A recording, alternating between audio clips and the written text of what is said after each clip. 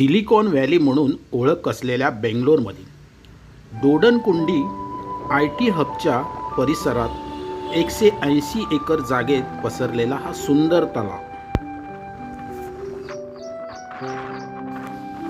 दोडनकुंडी तलाव म्हणून ओळख असलेला हा तलाव फक्त सुंदर नाही तर पावसाचं पाणी अडवतो. तलावाच्या काठावर असलेल्या झाडांमुळे येथील हवा शुद्ध करतो आणि दोडनकुंडीची तहान भागवतो.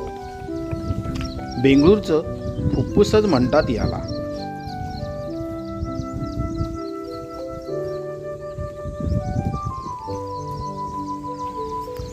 या विस्तीर्ण तलावाच्या काठावर मॉर्निंग वॉक व जॉगिंगसाठी जवळजवळ 3 किलोमीटरचा ट्रॅक असून ट्रॅकच्या बाजूला सुंदर देशी विदेशी झाडांमुळे तलावाचा परिसर अगदी नयनरम्य वाटतो.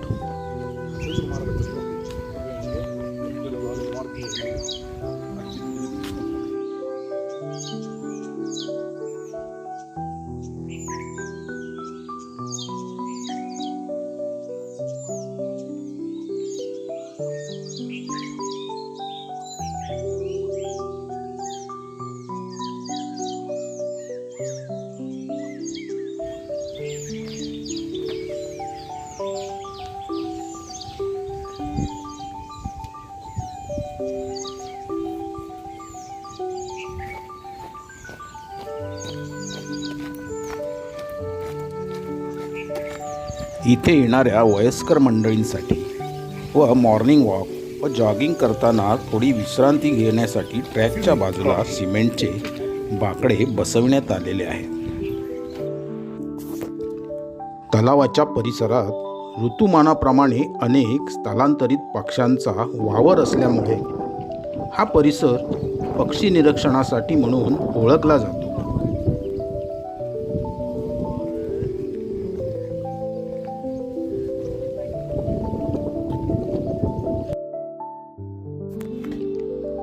संपूर्ण तलाव लोखंडी जाळ्यांनी बंदिस्त केलेला आहे. तलावाच्या एका बाजूला रेल्वे ट्रॅक आहे. दोडनकुंडीच्या प्रगती लेआउटच्या 8व्या क्रॉस लेनच्या गेटमधून प्रवेश केला की डाव्या बाजूला श्री नागादुर्गा देवीचे मंदिर आपल्याला दिसते.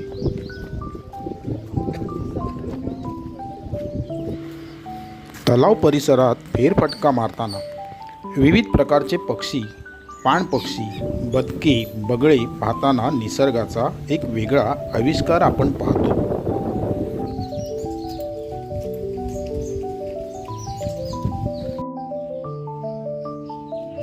निष्पर्ण झाडावर शीळ मारत बसलेला किंगफिशर, ज्याला आपण खंड्या म्हणून ओळखतो. छोट्या चिमण्या, प्रणयाराधनेत दंग झालेले प्रेमी कोतवाल युगल,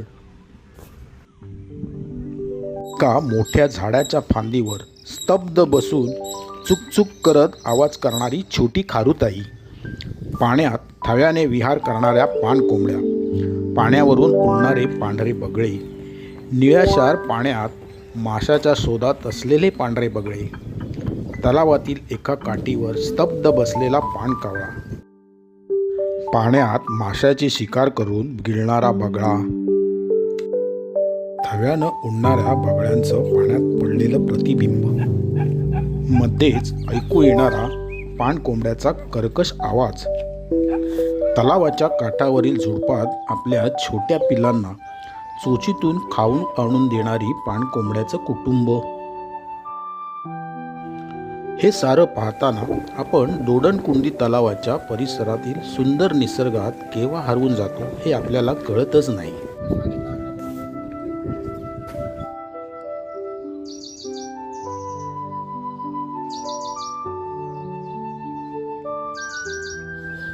तलावाच्या कट्ट्यापासून थोडं आतमध्ये पाण्यात बनविलेल्या व्ह्यू पॉईंटवरील कठड्यावर बसून इथून दिसणारा सूर्योदय व सूर्यास्त एक वेगळीच अनुभूती मला देऊन गेला. निसर्गातील सकाळ म्हणजे चैतन्य, ऊर्जा. सकाळ होताच सूर्य कोवळी किरणे पसरवून सृष्टीला ऊर्जा देतो. तसेच माणसाच्या आयुष्यातील सकाळी अंगात नवी स्वप्न पूर्ण करण्याची ऊर्जा असते. या काळात माणसाची महत्वाकांक्षा उंच भरारी घेणाऱ्या पक्षासारखी अमर्याद असते.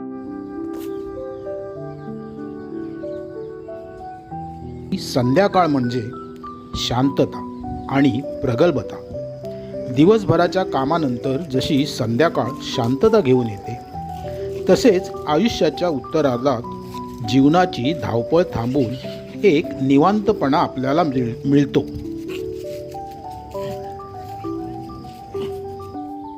निसर्गाच्या या चक्राप्रमाणे आयुष्याची सकाळ कर्म करण्याची आणि संध्याकाळ त्या कर्माच्या फळांचा शांतपणे आनंद घेण्याची वेळ असते. तर मंडळी, हा साक्षात्कार मला या ठिकाणी झाला आणि ठरवलं, इथे असेपर्यंत इथला सकाळचा 1 तास माझा व संध्याकाळ आमचा. म्हणजेच संध्याकाळी पत्नीसोबत इथे येऊन शांतपणे इथल्या सूर्यास्ताच्या शांतपणाचा व प्रगल्भतेचा आनंद घेत बसायचं आणि माझा इथला दिनक्रम चालू झाला.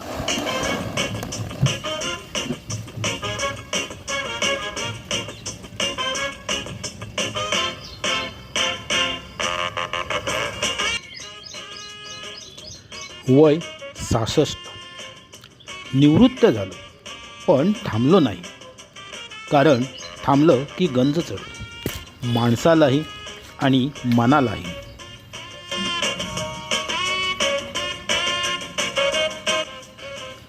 रोज सकाळी मी इथे असतो, दोडणकुंडीच्या काठावर. 1 तास, 2 फेऱ्या. धावत नाही, चालतो शिस्तीत. कारण इथे स्पर्धा नाही, इथे फक्त मी आणि माझा श्वास आहे.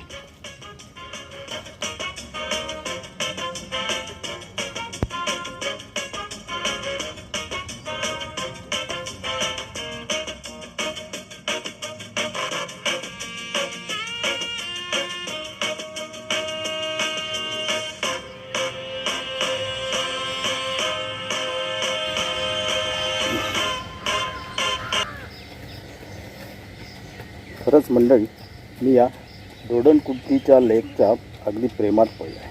मुलाकडे आल्यानंतर मला एक खजिनाच सापडल्यासारखा वाटला आणि दररोज सकाळी केव्हा इथे येतो आहे आणि इथली शांत मोकळी हवा मी अनुभवतो आहे. 1 तास या ठिकाणी देतो, 2 फेऱ्या मारतो, पण धावत नाही, चालत. माझं वय आहे 66, पण इथे आल्यावर अगदी 26 असल्यासारखं वाटतं.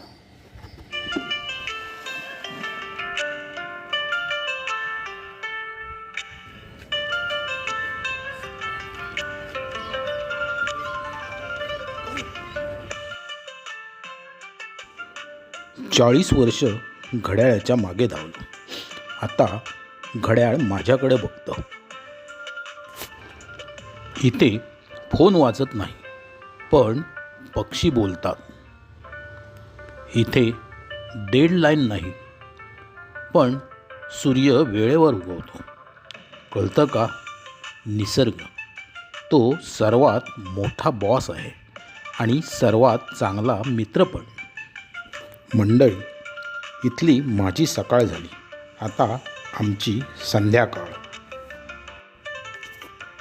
31 वर्षाची सोबती आणि मी. माझं लग्न 35व्या वर्षी झालं. ती फार शांत आहे, मी थोडा अवकळ आहे, पण तिनं समजून घेतलं.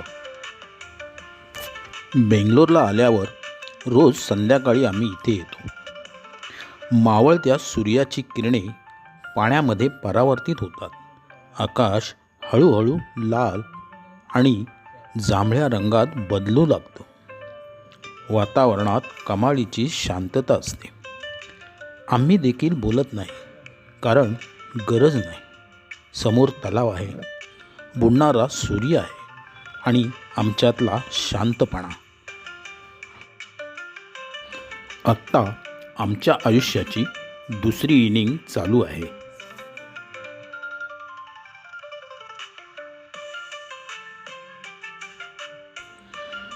दोडणकुंडीत तलावाचा सूर्यास्त, जिथे आकाश रोज नवीन चित्र रंगवतात.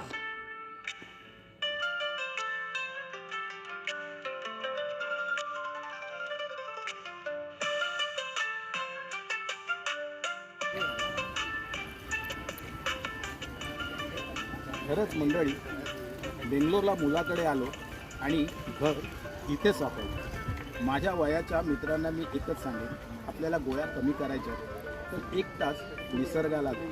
तो व्याजासहित परत करा आपलं आयुष्य.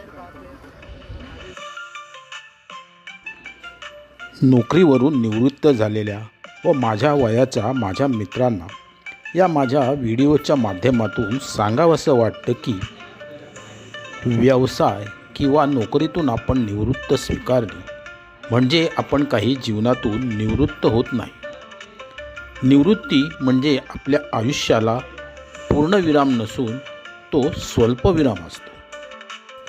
माझ्या मते निवृत्तीमधला नि म्हणजे मनी, मिळकत ती थांबते, पण आपली वृत्ती ती तर आपल्याकडेच असते अगदी शेवटपर्यंत. आपलं वय वाढत जातं तसं दुखणी वाढत जातं, मग डॉक्टर गोळ्या चालू होतात. पण मी म्हणेन की त्या परमेश्वराने निसर्गाच्या रूपात आपल्यासाठी धन्वंतरी पाठवला आहे आणि आपल्या जीवनाचा प्रवास सुखरूप होण्यासाठी सूर्यासारखा मार्गदर्शक देखील दिला आहे आणि तो देखील फ्रीमध्ये. कोणतीही फी आपल्याला त्याला द्यावी लागत नाही. मग त्या निसर्गासाठी 1 तास द्यायला काय हरकत आहे? पण एक मात्र नक्की, निसर्ग आपल्याला कोणतीही फी न देता इतकं काही देतो, पण आपण त्याला काय देतो हा देखील विचार आपण केला पाहिजे. म्हणूनच ह्या निसर्गातील होणारी सकाळ व संध्याकाळच्या बदलाचा आपण जर विचार केला आणि तर आपल्या आयुष्याची सकाळ व संध्याकाळ त्या निसर्गाच्या शिकवणीप्रमाणे आपण आचरणात आणली की आपण आपलं जीवन चांगल्या प्रकारे जगू शकतो व आनंदाने आपण आपला इहलोकीचा प्रवास करण्यास मोकळे होतो. यावर आपले काय मत आहे ते नक्की कळवा. तोपर्यंत काळजी घ्या आपली आणि आपल्या कुटुंबाची.